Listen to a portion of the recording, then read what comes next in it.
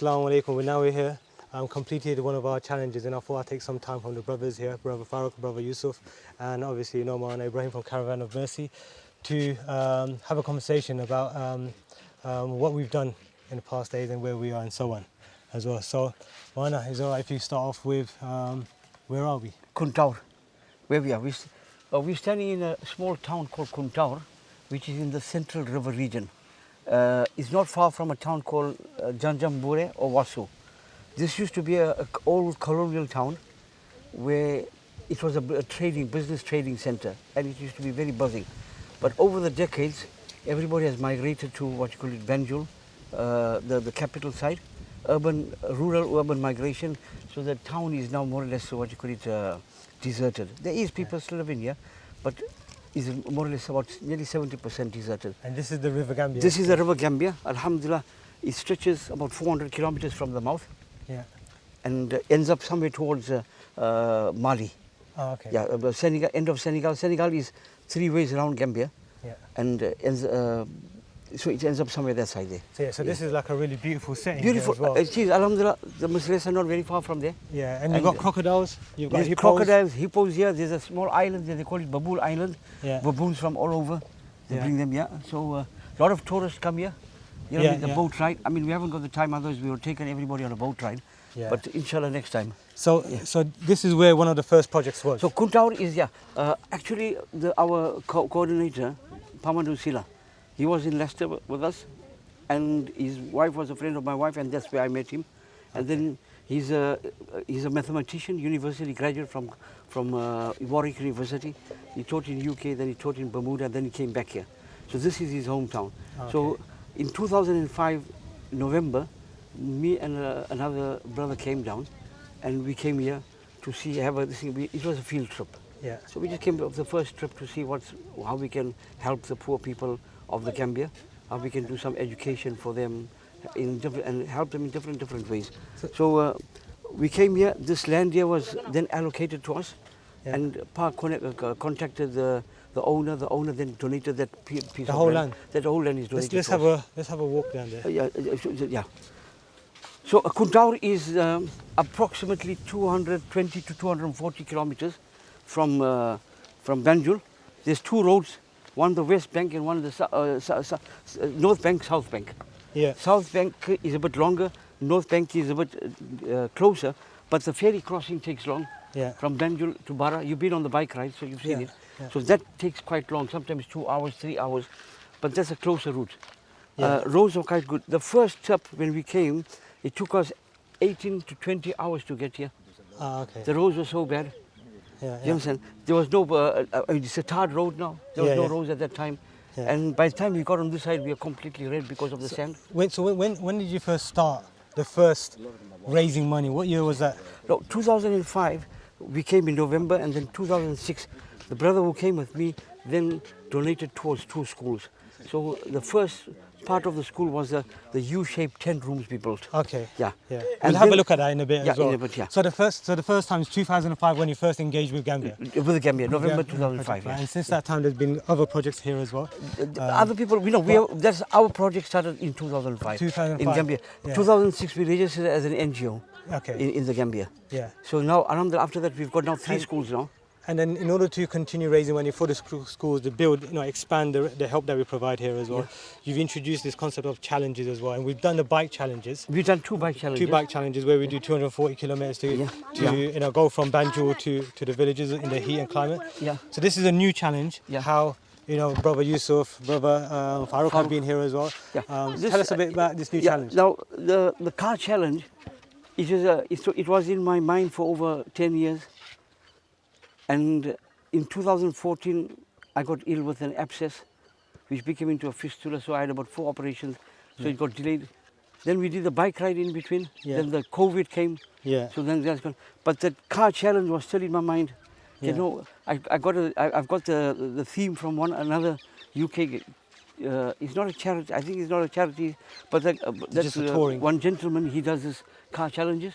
So I got the theme from there. So I said, no, one day, inshallah, Caravan of Mercy will also do the challenges, car challenges.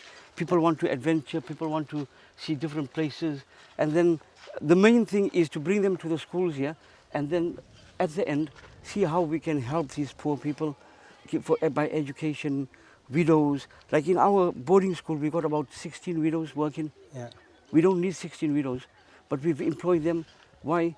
So then they can have some kind of a little bit of income coming. Yeah. So at the same time, they serve the school, serve the children, and then they got income coming in also at the same So time. we'll look at the madrasa and the purpose as well in a bit, Yeah. but a bit more about the challenge. How did you actually bring it to life? So you had the idea 2010 as well. So then as I what- said, the bike challenge, it came in my mind because we sent a lot of containers of clothing and that. Yeah. So we said, let's do the bike challenge. So prior to that, I came on one trip, me and Pa. We drove from Banjul, village to village, mileage this year, been sorting out. It took us 3 days. And then speaking to the village people, if you come and stay in your village for the night, you'll accommodate us. And 18, we advertised it. And 19, alhamdulillah, we had 26 people. In that challenge also, we had 3 doctors with us, you know. And then one brother from Leicester donated over £4,000 of medication. And you've seen how many thousands of people we served on that trip there. And that was the bike challenge as well. Yeah, bike challenge. So when it came to the car challenge. Car challenge well, was, now after the thing, what you call it, the bike challenge, a lot of brothers have been saying, Molana, where's the car challenge happening? Yeah. Where's the car challenge? Did you find it like people were more engaged? Like, as a result of just giving money, did you find that like when you were talking about an activity, they were more engaged? I think if the timing was right, we would have had at least not less than 40, 50 cars. But because the timing was not right, people were they have the commitment with their families, is school, it's not holiday period, school period. We're thinking of doing it in December over the 2-week Christmas period, so then people are not, they don't have to be that committed with the family, family life of dropping the children to school. Everyone's on holiday. So, and they can manage to take up at least 3-4 days extra if they need to. Yeah. And so then it was in my mind also, and I'm a traveller. It's I think in my genes from my great granddad's time. He migrated to India, to Africa in 1870. My grandfather migrated. My dad was a traveller. He travelled half the world. It's in my genes now, and after me, my son also. I think at the age of 30, my son's travelled more than me already. MashaAllah, that's good as well. But at the same time, I'm trying to get him ready because the day I go 6 foot under, then at least he can carry on the legacy. So was organising it a bit of a challenge in terms of finding out the route? The main challenge is to get left-hand drive cars. The route and all that is not as difficult. I mean, because you go onto the website, you see the other challenges, how they do it and things like that. So that was quite easy. But it's the left-hand drive cars which are very expensive. Because it's a Banga rally, at the end of the day, the individuals, the participants, they're going to donate the car to the charity. So now they have to look at their pocket also, what they can afford and things like this, to try to get a decent car which can drive them 7,000 kilometers, 7 countries. And I think to help with that as well, the group from London, so myself and the team as well, we went to Germany to buy the car as well and bring it back. But I think also the price hike didn't help. It doesn't the help. challenge. We also in London as well, my hat is off for the London boys. There's 6, 7 of them, excluding you, not including you, excluding you. Yeah. Alhamdulillah, since I've known them, they've been very good and very helpful. Alhamdulillah, Allah give them jazaak khair. Besides du'as, I can't give them anything else. How did you find it, Farooq? Alhamdulillah, it was exactly what I anticipated. I've done a drive before to Gaza, and when I saw the poster come round, one of Molana's students, he sent it around Gloucester, so we thought to get a car and just to drive down to Gambia just sounded like fun and a good way of raising money. And alhamdulillah, people donated. Once we told them what we were doing and the money was going for a cause, people started donating money as well. And me and Brother Zunaid from Gloucester, we worked within the budget that Molana said, buy a banger. But difficulty was trying to buy a left-hand drive in that short space of time. But alhamdulillah, we got a right-hand drive, and the drive down, beautiful through the countries. And I think one of the things that we all knew about this journey was that this is the first time Caravan of Mercy was doing this, right? So therefore we knew there were areas which we were going to basically meander to our conclusion, right? And that's what happened when we got stuck at the Senegalese border. But talking about that, how did the journey go itself, do you think? Journey went from what you planned to how it went. Okay, the journey went fantastic, but the only pain left in the heart is we never camped out in the Sahara Desert. Yeah, I know you mentioned that. I wanted to give the brothers the Sahara Desert. I myself wanted to be in the Sahara Desert. We couldn't do it, but inshallah the next one. Yeah, but the main thing is we sometimes moved faster, then we stalled, for our reasons or for other reasons like car breaking down, car faults, or because of the officials, or the process, let's say, or our lack of knowledge of the local customs of how to complete the process. Whatever those was, we did arrive in Kuntao on the day that we were scheduled to arrive. We could have arrived one day earlier, but alhamdulillah, all the participants, all the guys have been wonderful. I mean, little bit of, you know what I mean, Molana's bayans all the time, but they've been wonderful. You know what I mean, is this in a group you expect it? You know what I mean, because everybody have different things here. But more or less, we were all the guys have been wonderful, you know what I mean, and very cooperative, and they've been all helpful to each other. And no, I think the challenge, right, is a good, you know, it kind of represents being united for the purpose. Even during the travel, we had our differences, we had our heated moments, we had our disagreements. But you know, we followed the way of following the midst of the decision, wherever we agree or don't, being part of the teamwork to make sure that decision is right. And we stayed united in our differences for the purpose of coming and fulfilling. So I think that was important. But the main thing I want to say as well is that your car kept breaking down. Well, if I give you the history of how that car came, Allah brought it here. Well, and we never got it serviced because, I mean, 5 weeks before coming here, after we had the meeting in Leicester in 17th of December, my brother went into hospital. He was in hospital before that. You know, so I've been running around every day to the hospital, to Birmingham, also not in Leicester, and then trying to get the car ready. Tala been busy with his work and things like this here. In the last week, we actually got the car ready, and 4 years it's been lying. It hasn't been driven. So there was no service done. We had somebody vandalized it. We had to get the windows done, the regulators, other than that, and then the lights were not working. We got that done, and Bismillah, tawakkal to Allah. Now, I have to say, I think we learnt a lot along the way. I think, Molana, can you just do a quick mention for the car, for the people that made the effort to come but weren't able to complete the journey, but they were still happy to take part in the little they did as well, or in the amount they did. Brother Ebrahim, brother Shakil, I feel sorry for them, and unfortunately they've got left far behind, and we could not pick them up again. But definitely, brother Ebrahim, he said, inshallah, definitely join the next rally.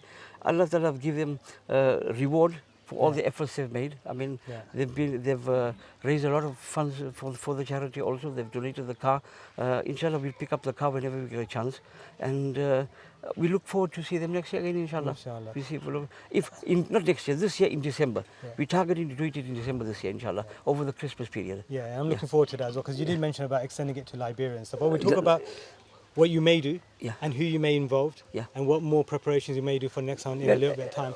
But I think one other thing just to mention as well, before we talk about when show the madrasa as well, is if there's a quick thank you to everybody from home who sent food, who helped us prepare it in order for us to be prepared as well. So going from Bilal and his dad, who had changed our tyres on our car on the morning of when we were going to leave, and I'm sure there was people that helped you out as well, family members as well, giving food and so on as well. So big thank you to everyone that was there. Jazakallah to all the people who have helped us on this journey, especially the families, the ladies. They got all the food ready for us. You know what I mean? And alhamdulillah, there's no words to describe it. I mean, Allah reward all of them in the best of ways for them, inshallah. Allah remove all the calamities, difficulties, and Allah reward all of them, inshallah. So how we got here was epic, and I'll do a little video on how, in the individual teams, right? So so we can have a little insight into how everyone felt and stuff. But let's go into the purpose. So this is the madrasa as well. Let's have a wander around there. So this is the back gate to the madrasa. The River Gambia is the back there. And this is the back gate as we enter here. The school. So this is the shower facility for them. These are toilets. The toilets for the school. Okay.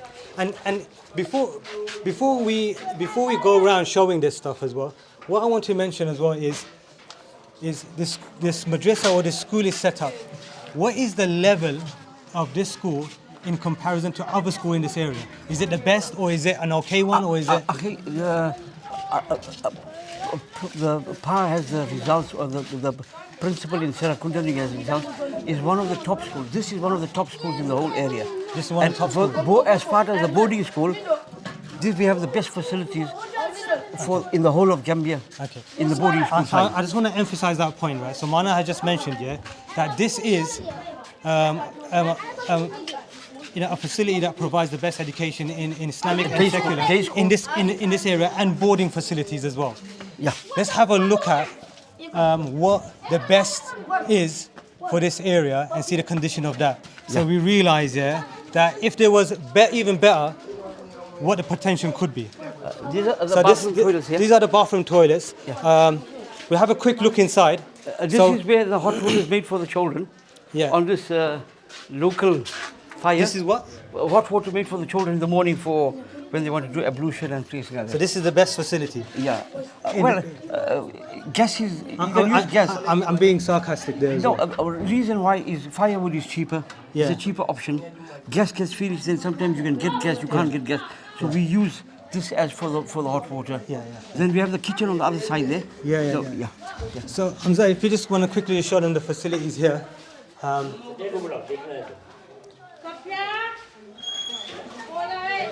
So I don't think there's any lights in here, but generally it needs a little bit of maintenance. some of them are over the Indian years. toilets, some of them are English toilets. But what you can see is the conditions. There's, it's functional. But this is you just have to get things a little bit fixed up. That's all. Yeah, you have to get fixed up. But I want to emphasize the point as well is that you're making that point that this in this area is the best. Okay. I've seen more worse things. And to me, this is something that I wouldn't be able to cope with in London. Yeah. So I'm making that point rather than. This is a shower room. We have 3 shower rooms here.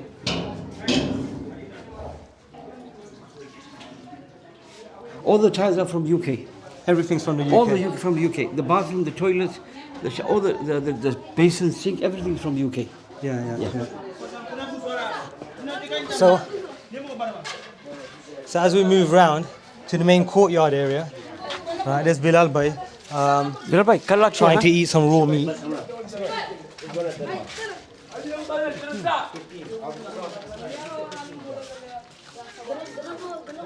Okay, so I notice a lot of flaws in the building of the madrasa.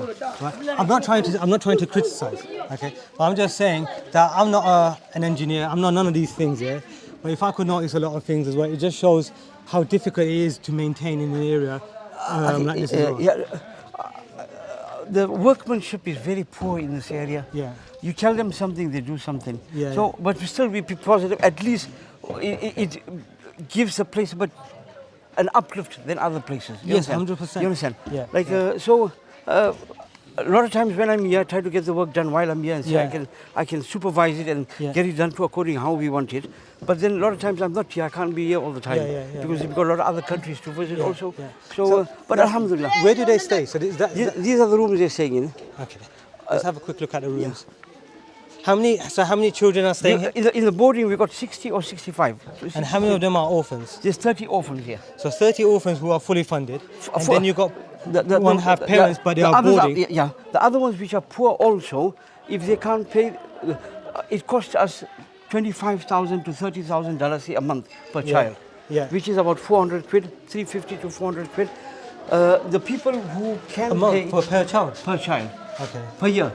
Per year, sorry, Per not year. per month. No, per year. Per year. And then the others who can pay, the parents are working, we ask them only to pay 1/8 or 1/10 of the thing. So if we've costing us 25,000, they'll only pay 3,000. Okay. And out of the 3,000, the child gets back another 1,200, 1,500 as a monthly pocket money stipend. Okay. Yeah. So it's just that It's just to engage them, engage to make them them inside feel the responsible. responsibility. It's not a free service. Yeah. Yeah. These are the rooms. I mean, in the rainy season, all the windows have been broken. The guys are just busy fixing it up. We sent all the perspex plastic from England. Yeah. We got all the drills, everything, Yeah. and we're just fixing up the window. It was glass panes, but the glass pane because of the environment when the rain comes, a lot of wind and things like this, the bang, the glasses break. So that's why I went into the perspex. It cost us a lot of money, and but alhamdulillah, that will be long term, inshallah. So how many kids in here? We've got 2, 4, 6, 8, 10, 12. 12 in this room here. 12 in this one room. All the bunk beds, the mattresses, and all the bedding is all from UK. Yeah, and they're not. All the brothers and sisters, when we do the clothing collection, when they give their pillows, their the bed sheets and whatever it is used on the children. I wouldn't allow my kids to sleep in this condition. You know, like I'm just saying that from a very UK, kind of perspective of my comfort. What we've got to understand is these are all village children. They come from the jungles. Yeah. Now they don't have these facilities. We try to keep them clean. We educate them how to do it, but it's a challenge for these children, for us, you know what I mean? So, but alhamdulillah, still the place is not dirty. No, 100. So one thing I should mention as well to clarify my comments is, Yeah. I'm seeing everything's functional here. Everything's clean in terms of, you know, the beds and everything are not messy. There's no dirt on the floor and everything. Everything is clean. But what I'm seeing is it's old. It's it's second hand or third hand or fourth hand, and these are conditions that we would struggle to be in. I've been to these children's villages. Yeah. When I go there, there's no hotels, there's no electricity, there's no lights. I sleep in a hut with just maybe, if they can give me a mat, I sleep on a mat without a pillow. Yeah. Or if sometimes they got a mattress, it's a straw mattress. They make mattresses out of straw. Where we get them made of sponge and springs, they make it of straw. They put a straw mattress for us and you just sleep inside there. Yeah. So this is where they come from. Yeah. And if you give it, it's a hut. This is a building, we got, I don't know, the fan has been taken out from this room, but in all the other rooms you've got fans. They've got electricity here, they've got a bed, they've got mattress. This is now, alhamdulillah, much better facilities what they can afford. Yeah, and I think, you know, even during our challenge as well, one of the challenges was always that you were questioning, that I used to get annoyed with, is where are we going to sleep? Yeah. Right? And we always slept better than that. Million times. Yes. But you were the biggest one who made a vote. I know I was the biggest one to complain. Yeah. Yeah. So this is now, these are all the classes, the teachers which have come from India. Yeah. They stay in these 3 rooms. There's other teachers stay in that room there, and the children stay in all these rooms here. Okay. Yeah. And then, And total, how many children? in the boarding we've got 65, I think. 60 to 65. But how many are you teaching? 65, they are in the boarding, they get taught every day. Yeah. They have the Islamic, they're all Muslims, so they get the Islamic education. Then we've got separate teachers from the school which come teach them maths, English, and then teach them one to other subjects. And how many is that in total? How many students are here? No, the day school is separate. Yeah, but how many? The day school, we got about 450 children there. 450 children. In the day school. And that's So boys and girls? Boys and girls, but they come from far. Some walk 6 kilometers. Now the bike ride, the reason of the bike ride was, after we finish the bike ride, then the bikes be donated to those children who walk 6 kilometers, 8 kilometers. Yeah. So we give it to them, they don't have to walk, they can come by bike. Yeah. So that was the theme for the bike ride. Which, alhamdulillah, we sent lots of bikes and lots of children we gave the bikes to, and they were happy, alhamdulillah. Yeah. So you mentioned earlier, so some of the stuff that we did for the bike ride, money raised from there as well. You started a new kind of like a self-sustaining project for women. Yeah. Shall we have a look at that? The self-sustaining. This is now the perspex which we got from England.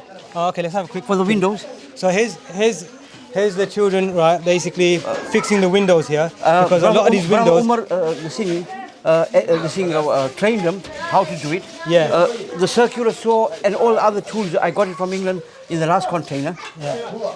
I sent it in the last container. Yeah. So then we don't have to struggle. All the so then, alhamdulillah, this now should be not lifetime, but a good 10 years without any difficulty. So just so people know, is I went to the back of the building, unhinged with other brothers, unhinged the windows. They had nothing in there, and that's when I said that's when I'm about floors. I'm not talking about. I'm saying that there should be windows there, but obviously it's through effort, time, and donation money as well. That's the means for it to be there. But what I'm trying to say is that the glass has been changed twice. That's right. Yeah. But because when the rains come, yeah, and there's a lot of winds, it's it's like a small what do you call it? Not a hurricane. What do you call a little hurricane or something like that. Yeah. Whatever. The windows bang a lot, so the glass panes break. Yeah. So that's why I went into this plastic stuff. So then there's no. But there are times where they have water coming in. The last rainy season, there was water coming in because Mufti Sahib and they didn't know how to do it. So I said, listen, we're coming in February. Inshallah, we'll train you guys how to get this thing cut. And inshallah, in the next week or so, all the windows will be painted, so we should not have any water coming in. For the next rainy season, no water will come in, inshallah. Inshallah. Yeah. That's my Basanti there. That's the Freelander, yeah. That basically I had to fix by myself. No, brother Khalil and brother Umar, they taught me how to become a mechanic in a 1-day boot camp, and we realised that the road was so bumpy that the fuel supply switch was cut off by the engine, thinking it was in an accident. That's how bumpy the roads were, and partly the driver maybe as well. So Molana, this is the room. Okay, so this is the room about the self-sustaining project that you're currently doing. I'm just going to open these windows to get some light in.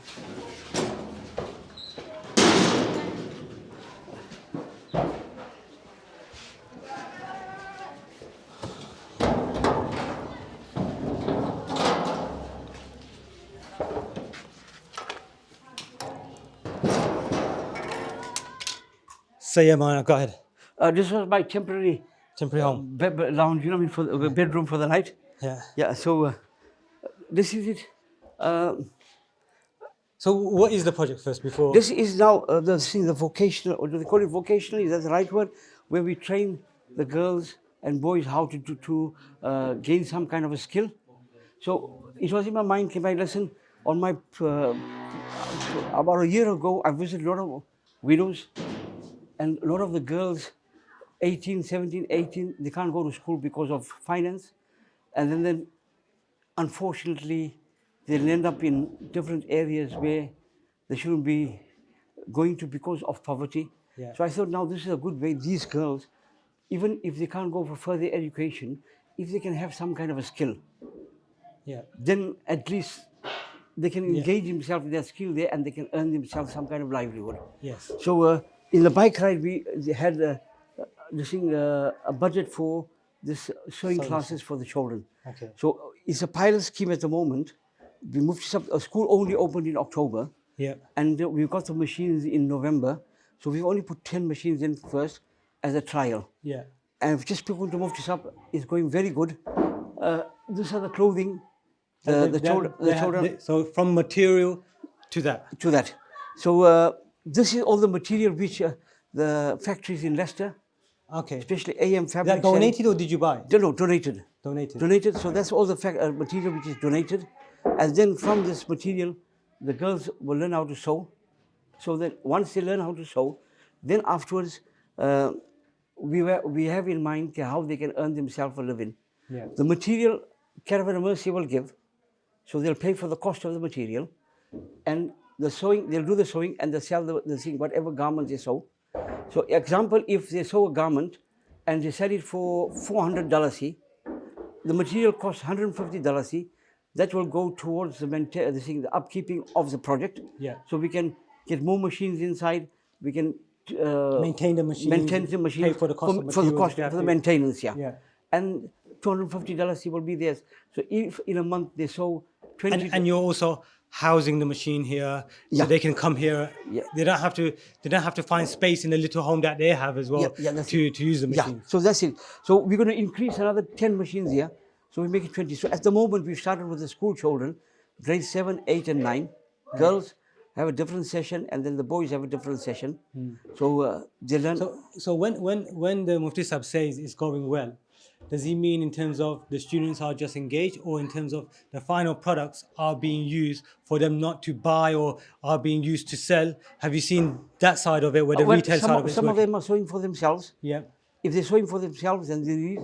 So they're not spending then, They're not right? spending Yeah. money, so they So save that's that good. money. Yeah. And if they're selling them, then at least there's an income coming for them. And have you heard of any? It's Yeah, just started. it We just just started in started, so November. about this early. So it's only now January, 3 months. Yeah. So we can see already the children. I asked Mufti Sahib. He says, "Alhamdulillah, the children are picking up quite fast." Yeah. Mufti Sahab's wife she's a tailor, so she does all the cutting. She teaches them how to do the cutting also. Yeah. But it'll take time, 6 to 8 months to maybe 1 year before they can be fully. Yeah. the same Maybe we with should ask them to Yeah. do the Caravan of Mercy t-shirts that we wear. You know, T-shirts, and then because we do pay towards that t-shirt. Yeah. Maybe another pilot scheme can be as well. To ask them to Yeah, make it for that, we need to have the right type of material for that. Yes. Somebody, you know, an effort on our side is Yeah, required. so then we can get them to sew it. And then if from England, I'm looking if when the next container comes to get the overlock machines, the lock stick machines, because a lot of factories there. Yeah. I'll go around. If we have to buy it, we'll buy it. If not, if any factory, this thing, garment factory What guy. is that? Overlock and lock stitch. Now, this is, I think, overlock. Yeah. Lock stitch is where the material don't fray. Okay, so there's different types of stitching Yeah, there's different type of to stitching determine inside. the quality and the strength of it. Okay, I get what you mean. Yeah. Yeah. I So haven't in got terms, so Molana, just to do a quick roundup as well. Lessons learned from the Caravan Challenge. What is the idea for the next one? When are you looking to do it? How many people? Who? What's in your head at the moment? Yeah. Lessons learned is that, alhamdulillah, everything was very smooth. Only the border crossings. Yeah. Alhamdulillah, all the border crossings were very smooth and simple. Little bit challenges on the Senegal Yeah, border. I think that's true as well. I think another thing as well is that we did our journey was during the day, and that's what we wanted to do. But I think we didn't take advantage of being able to appreciate where we stayed. And I think that could be one of the improvements that we could look at doing as well. As I said, that the Senegal border, we've got to do a little bit more research and see how things can be smooth. Yeah. Gambia border crossing, Alhamdulillah, did all the thing, arrangements beforehand. Yeah. With no documentation, Alhamdulillah, because he spoke to the relevant authorities. All the paperwork, he had it by him, and they let us through. Senegal was a little bit of challenging. So we just got to see how we can get Senegal out of the way. And I think even the Western Sahara, where we stayed in Grooming, we found out there were activities of kite surfing. Now that we know about it, we can arrange it better to make it more adventurous than it is already. You see, now is on this trip, I think people were at limited time. Yes. So on the next trip, what we're going to do is we have to give the brothers, or if sisters, we're trying to look at if we can get sisters, ladies involved also, maybe children if they want to come, if the guys want to come with their families, we can get them involved also, inshallah, they can come, they can travel. Where the travel time is, you travel for a day and you stop at a place of interest where there's activities for the next day. So the next day you don't travel. So then they enjoy the place. You know, they're free to do whatever want in that area. So you travel one day, and one day activity. I did see some really good activities. I mean, unfortunately, we couldn't go to the Tirjit where there was an oasis. Everybody was looking forward towards that, but we couldn't go there. And that's a beautiful place. I mean, none of us have seen what the oasis looked like in the middle of the Sahara Desert. Yes. It would have been beautiful there. So that's definitely a reason to come back. So you're looking at doing it in December next year? In December. Okay. And where can I go to find out more detail, apart from phoning you? If you go into Caravan Challenges, after I get back on from this journey, I'm going to Ghana and Liberia for water projects. And then we're opening up a school there in Liberia also. And that's part of the fund? This funds, all the funds raised on the funds raised on the web page. On the fundraising page, that is going to Liberia. Yes. All the funds raised from the sale of the cars will be all used in Gambia. Okay. Yeah. That will be used in Gambia to fund our projects in Gambia, and that fundraising page, as we advertised on the fundraising page, that will be used in Liberia. I've already got the place, the village, the town where we're going to be building the school. I uploaded some of the pictures. They're willing to give us maybe 20 acres of land also. 5-10 acres is no problem if you want to, but that's going to be a different type of project because I'm going to be introducing farming on that project also. Okay. So at the same time, education, and at the same time, make it a self-sustaining, because it's going to be a boarding school, then it has to be, try to make it a self-sustaining project, partly. It won't be 100%, but partly, even if we get 20% out of this, 30%, I'm going to be happy at least something is being earned from the project itself. Make it last longer as well. Make a farming project where you got vegetables. I think there'll be a lot of people in the UK that would definitely be interested in coming and see that's that. You know what I mean? Then after, later on, maybe a medical clinic, because Liberia, as I said, is a very poor country. It was prosperous, but after the civil war, I mean, as you must have read on the document itself, after the civil war, 10-year civil war, unfortunately, the country got destroyed. Then Ebola came in. And then after Ebola, at the moment, the situation globally, what you call it, recession, unemployment, things have gone expensive. So people are very they are suffering. People are going through difficult times. So Liberia, inshallah, is our next project there. And will we drive to Liberia as well? Now the December project, the Caravan Challenges, we'll make 2 groups. People who want to have less time, they drive to Gambia. People have more time, will drive to Liberia. Okay. So you're looking at 2 to 3 weeks? 2 to 3 weeks. Okay. All right. So I'm looking forward to that, Molana. It's been a lot of people wanted to come, but they say, can you make it shorter? But then that defeats the object of the... It's still a challenge, travel, but you won't enjoy it, because a part of it is learning from Africa as well while you're journeying through, learning from the journey itself, and learning from people who are looking at seeing different people, different cultures, trying to engage with them, stay with them. You know what I mean? I mean, as a villagers, when you go to the villages, You see all the children coming, Yeah. engage with the children. You gave them some speech Yeah, out. as we went all the way from from basically Spain down to Africa, I noticed how the clothing changed, so the cultural fashion, Yeah. the cultural language, the everyone's hospitality was good as well, but the cultural type of hospitality was different. Yeah. And noticing those differences going down as well, not going down, but changing, and the variance in that Yeah. was in a short space of time, so you're able to notice it. Yeah. Was something that I didn't really think about that I would be able to see and appreciate, and I did. So this is, from my view, this is something that I would definitely do again. So when I was thinking about this, okay, yeah, let's just drive there, do the challenge, just drive there, okay, and then just see Fly the back kids again. and fly back, right? And I've just been educated that there's more to it than that. Inshallah. So inshallah, I mean, next time. we would have loved to stay an extra day in Kuntaur. The brothers could have visited, have a cruise on the River Gambia. Yeah. We go to Georgetown, Where where there was- to see how the slave trade Yeah. was, how the people were kept there. Go drive the people to the villages. Yeah. People can experience firsthand village life. Yeah. You know what I mean? Yeah, African yeah, village life yeah, also, yeah. and they can appreciate life also at the same time. Inshallah. Definitely. Yeah, that's it. Jazakallah, Molana. Jazakallah, Okay. Sheikh. Inshallah. So we Assalamu hope alaikum. to see you in the caravan challenges. Yes. And the next trip is Liberia, Ghana. If you got time, you can join in, inshallah. Inshallah. That Ghana one is another one where water situation is very bad. Yeah, I So, know you showed me the video yeah, where yeah. they were drinking dirty water. dirty water. So in November we installed 5 boreholes. Inshallah, now when I go, inshallah, we're going to do 20 boreholes. So there's 20 communities, 20 villages will benefit from that. Inshallah. And then we'll carry on as in when, inshallah. Okay, Jazakallah. Right. Assalamu alaikum. Assalamu alaikum.